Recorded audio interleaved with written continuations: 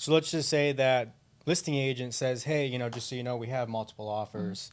How would you go about trying to navigate getting your offer accepted? So one of the things that I like to do before I even call the agent is I have a number in my head from my client. I already know what my client can go to. So you're already prepping your client. I'm already prepping them, Okay. but I'm not going to give away the bag when I call the agent. But I will throw out a few scenarios. So, for example, if I were to write you an offer at 300,000, would that get the job done? Okay. If they're, and you can tell, you can kind of feel, and they might say, well, is that going to include free occupancy? Well, sure, we can do that. And I start to build my offer based on what they give me. And it doesn't always work. I know it sounds really easy to do, but it's not. But if I have a number, and almost like what we do when we're dealing with like a for sale by owner Yep. type scenario, Yep. I throw out a number.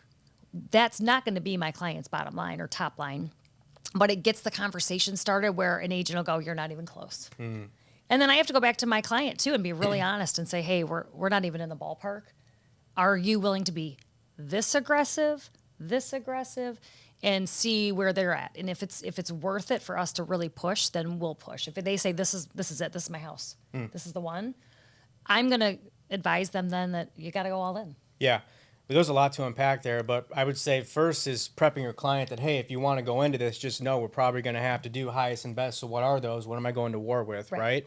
And then two, kind of feeling out that listing agent to see, because who knows what they're going to divulge. Some people will just blatantly tell you. They will. It's crazy. It's crazy. Some people are more professional and aren't going to do that.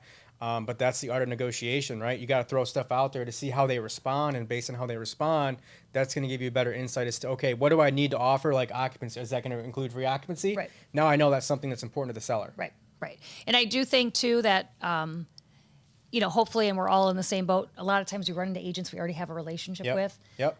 It's an excellent opportunity to touch base with them again too, kind of rebuild that rapport. Hey, I know we did this deal together.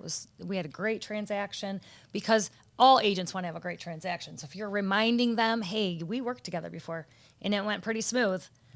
Hopefully we can make this one go smooth too. Yep. Kind of, pre-closing them and seeing if that's, if that works. Right. That relationship with both buyer and seller, but other agents that we don't really spend too much time talking about, that is important, because if you have a relationship with an agent before going into a deal that you had a history of going through good transactions with, they're probably going to lean towards your offer because they know what you represent and how the transaction is going to go. Right. I mean, they're going to share that with their sellers. I've worked with this agent Yep. before, because I do that.